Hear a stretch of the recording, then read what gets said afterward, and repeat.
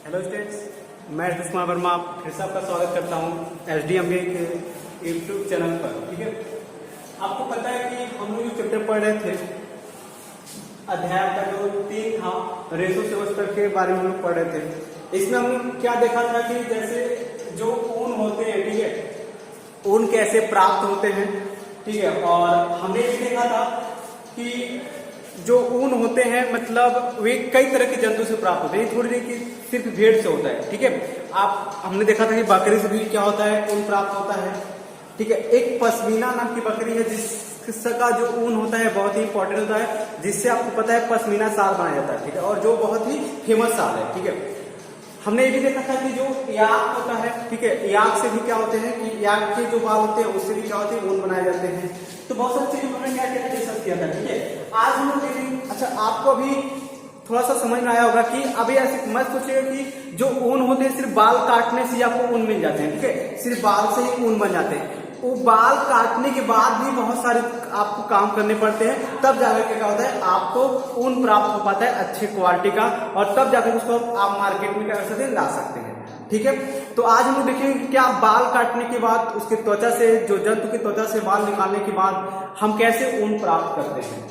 बात करते हैं, आप देखिए, अगर हम कहें कि जो रेशो से ऊन में संधारित करना, इसको बोलते हैं हम लोग रेशो से ऊन में संधारित करना, यानी जो आपके रेशे निकलते हैं, यानी जो बाल निकलते हैं उसकी त्वचा से, जंतु की त्वचा से, उससे हम क्या करेंगे, ऊन कैसे बनाएंगे और इसके कितने चरण हैं। तो आप यहाँ देख सकते हैं लगभग इसके 7 चरण दिखाई दे रहे हैं आपको। ठीक है, लगभग इसके 7 चरण दिखाई दे रहे हैं। ठीक है, आप इसको 6 चरण में बांट सकते हैं, इन दोनों को आप एक साथ कर सकते हैं।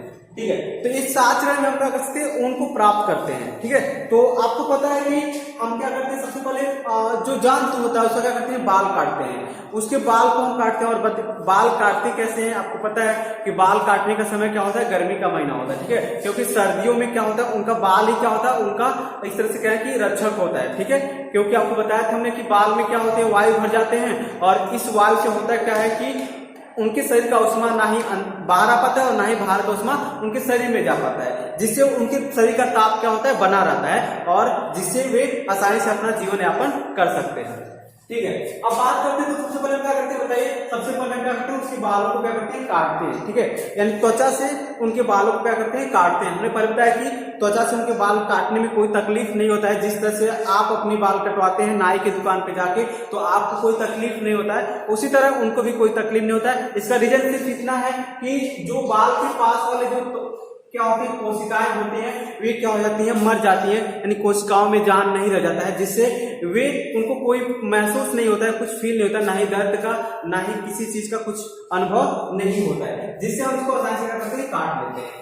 उसके बाद काटने के बाद होता क्या है कि टंकियों में क्या करते हैं, इसका अभिमार्जन करते हैं। ठीक है, क्या करते हैं, अभिमार्जन इसको बोलते हैं। मतलब ये अभिमार्जन क्या है, पहले इसको समझिए। जैसे आपको पता, काटने के बाद उसमें बहुत सारे अशुद्धियां होंगी, जैसे हम बात करें कि धूल के कण होंगे, फिर कुछ अन्य प्रकार के अनुपयोगी रेशे भी होंगे, तो उनको अलग करने को हम क्या बोलते हैं, अभिमार्जन बोलते हैं। और जो त्वचा के साथ उसमें आया हुआ है ना, त्वचा के साथ उसको बहुत सारी चीजें मिली होती हैं, तो इसलिए हम क्या करते हैं कि उसका हम क्या करते हैं, अभिमार्जन करते हैं। ठीक है, अभिमार्जन 2 तरह के हो सकते हैं, एक टंकियों में अभिमार्जन है और एक मशीनों द्वारा क्या करते हैं, हम लोग इसका अभिमार्जन करते हैं। टंकियों में अभिमार्जन करने का मतलब क्या है कि टंकी जो होगा, एक बड़ा सा क्या होगा, टंकी होगा। इस टंकी में हम लोग क्या करेंगे, जितने भी बाल काटे हुए हैं उन सब बाल को क्या करेंगे, उसमें पानी रहेगा। ठीक है, उन सब बाल को उसमें रखेंगे और फिर उसको अच्छी तरह से क्या करेंगे, उसको धोएंगे।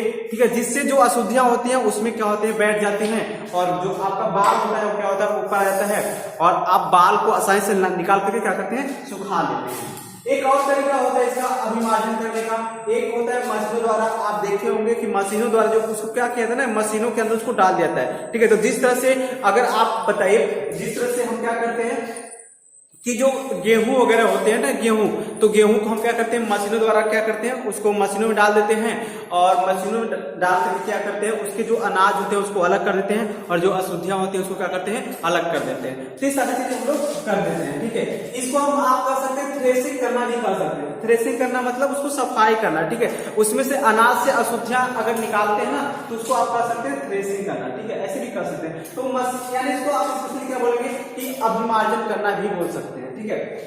उसके बाद आते हैं इसकी छटाई की बात करें तो वही छटाई की बात तो वही हो गई, ठीक है। जैसे उसको सुखाएंगे, सुखाने के बाद भी उसमें जो कुछ चीजें मिली होती हैं, कुछ अशुद्धियां होती हैं, उन अशुद्धियों को जब आप क्या करेंगे, अलग करेंगे। अशुद्धियां का मतलब क्या है, जैसे आपको क्या चाहिए, आपको उनकी बाल ही तो चाहिए ना, तो उस बाल के अलावा और कुछ चीजें जब होंगे तो उसको आप क्या करेंगे, वही अशुद्धियां कहलाएंगी और उस अशुद्धियों को क्या कर लेंगे, अलग कर लेंगे और इसको क्या कर लेंगे, छटाई कर लेंगे, ठीक है। इस तरह से उसके भी क्या होते हैं ना कि छटाई क्या करते हैं, यानी जो बर की छटाई है, इसको मतलब वही बात है जो बाल की क्या होती है, छटाई होती है, ठीक है। मतलब बाल के छाटने की बात वही है कि जो सिर्फ बाल होंगे उसको हम क्या कर देंगे, बाहर निकाल देंगे। इसके बाद आपको क्या होगा, रंगाई होगी, ठीक है। उसके बाद हम क्या करेंगे, उसका रंगाई करेंगे। मान लीजिए आपको देखो कलर, हर कलर के क्या होते हैं, बाल होते हैं, तो क्या हर कलर के भेड़ थोड़ी मिल सकते हैं, हर कलर के कोई भी जानवर नहीं हो सकते है ना, तो बाल को रंगा जाता है, ठीक है। बाल को पीला रंगेंगे, मान लीजिए बाल पहले भेड़ का आप देखेंगे, मैक्सिमम जो देखेंगे भेड़ के बाल क्या होते हैं, सफेद पाए जाते हैं, और उस सफेद रंग को आप पीला बनाना चाहते हैं तो उसको क्या करेंगे, उसकी रंगाई करेंगे, ठीक है। ये रंगाई होती है, तो रंगाई के बाद आप चाहें तो उसकी जो इच्छा आप उस तरह की उसको रंग दे सकते हैं। आप पीला बनाना चाहें तो उसके पीले रंग को कैसे आप रंगेंगे, तो आपको पता है पीले रंग को रंगने के लिए आप क्या करेंगे, एक बड़ा सा बर्तन लेंगे, उस बड़े से बर्तन में क्या करेंगे, रंग को घोलेंगे और फिर रंग को घोल के इन सारे जो बाल होते हैं उसमें डाल देंगे, फिर कुछ टाइम बाद उसको निकालेंगे, सुखाएंगे, तो इस तरह से उसका कलर क्या हो जाएगा, पीला जाता है, ठीक है। आप देखते होंगे कुछ टाइम बाद क्या होते हैं, कपड़ों के जो कलर होते हैं गिर जाते हैं, तो आपको पता चल जाएगा ना कपड़े के कलर क्यों गिरते हैं, मतलब ये रंग तो होते हैं ना, जो रंग क्या होते हैं, गायब हो जाते हैं। अगर कोई चीज प्राकृतिक है तो कभी वो मतलब क्या होता है ना, कभी उसकी वो नष्ट नहीं होता, इस तरह से कर सकते हैं। तो मेरे कहने का मतलब ये है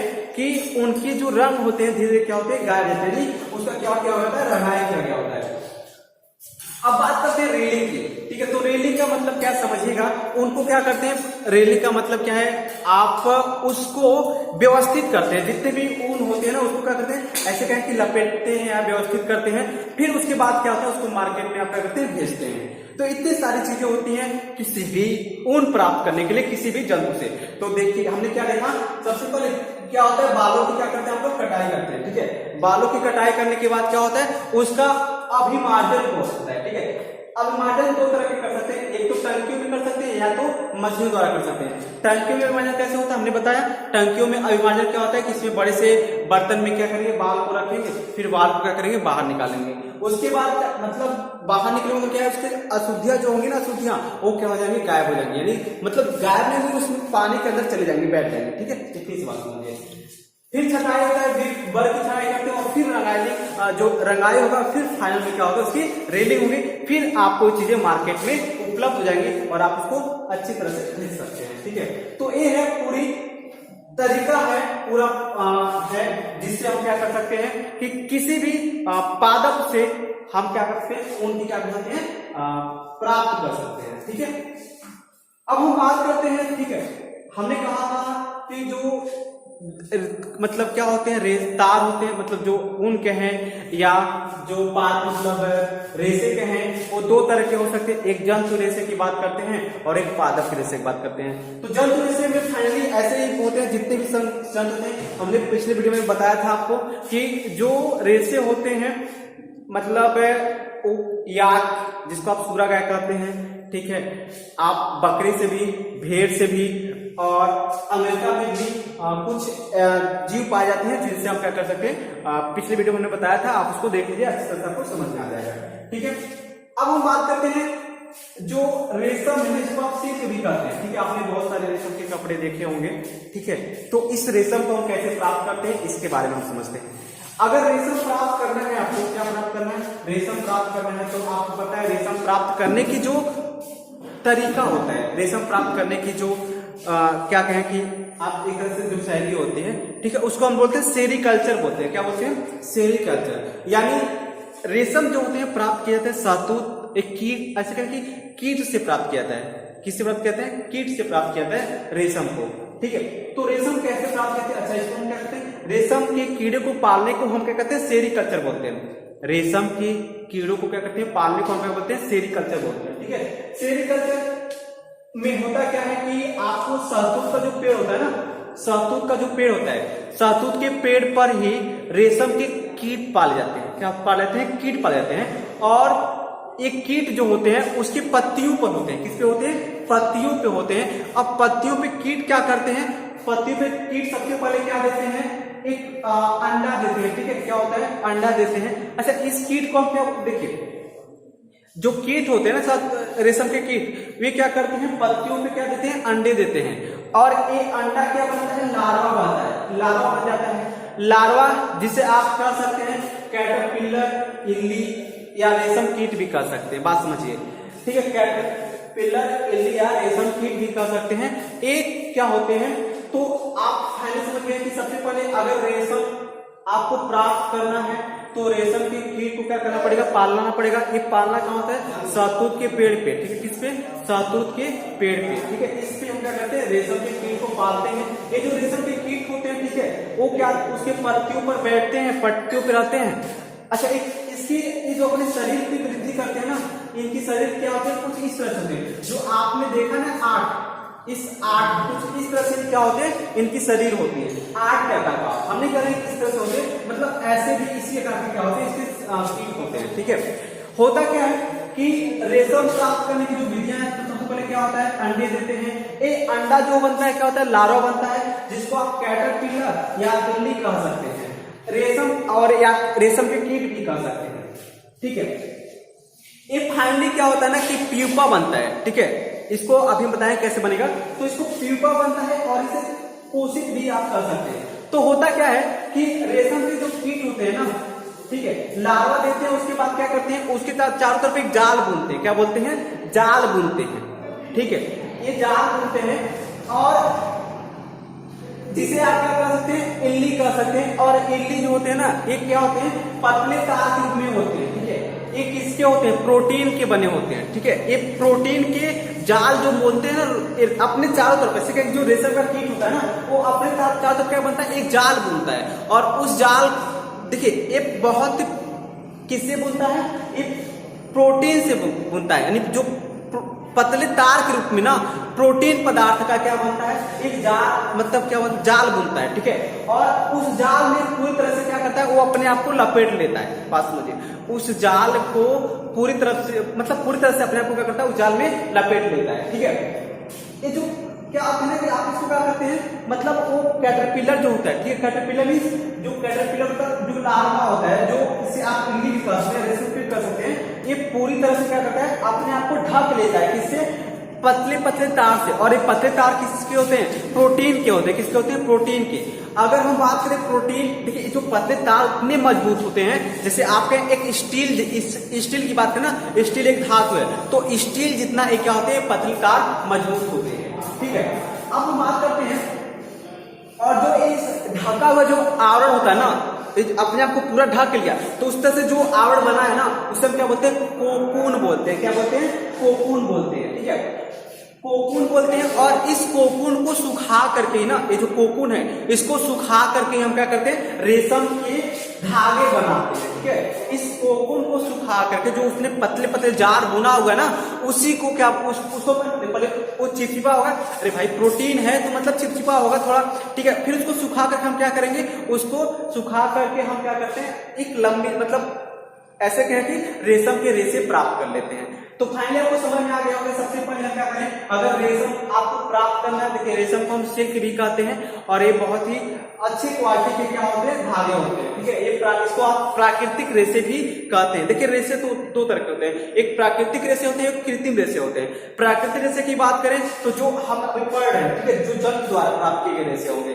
अरे जंतु द्वारा प्राप्त किए, जो जंतु होता है ना, ये प्राकृतिक का ही तो देन होता है ना। और जो प्राकृत होते हैं, ठीक है, मतलब प्राकृतिक रेशे होते हैं, इन जंतु द्वारा ही प्राप्त कर रहे हैं। और हमने पादपों द्वारा भी कुछ रेशे प्राप्त किए हैं। ठीक है, तो उसे हम क्या बोलते हैं? प्राकृतिक रेशे बोलते हैं। अब कृत्रिम रेशे की बात करें तो कृत्रिम रेशे जो मतलब खुद है, जैसे फिर रसायन, देखिए जब केमिस्ट्री आ गई है ना, तो जब देखिए चीजें क्या होती हैं, जब चीजों की कमी होती है ना, तो फिर कोई ना कोई तरीका निकल जाता है फिर उसकी आपूर्ति करने के लिए। तो फिर जब जैसे अब इससे जनसंख्या जैसे बढ़ती गई, तो फिर इनसे काम करना आसान नहीं हुआ। ठीक है, मतलब सिर्फ इसकी निर्भर रहना ये पॉसिबल नहीं हुआ। कमी होती गई, रेशो कमी हो गई, जिससे कपड़े की कमी हो गई। और इसके लिए क्या हो गया? फिर जब देखिए, जब भी किसी चीज की कमी होती है तो उसकी आपूर्ति करने के लिए कुछ ना कुछ उपाय किया जाता है। तो इस तरह से फिर क्या किया गया कि कृत्रिम रूप से रेशे बनाए, मतलब बनाने लगे, ठीक है, जिससे आपको कपड़े ज्यादातर मिलने लगे, ठीक है।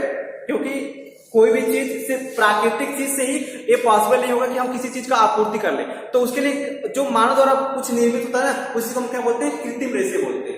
चलिए ठीक है, यानी मानव द्वारा निर्मित रेशे को हम क्या बोलेंगे, कृत्रिम रेशे बोलेंगे, ठीक है। एक बात फिर से समझिएगा, होता क्या है कि रेशम कीट जो आपके शहतूत के पेड़ होते हैं उसके पत्तियों पर क्या करते हैं, रेशम के कीट को पाला जाते हैं। ये जो होते हैं क्या करता है, सबसे पहले अंडा देता है, ये अंडा लार्वा में क्या होता है, बदलता है, जिसे आप कैटरपिलर, इल्ली, रेशम का कीट कह सकते हैं।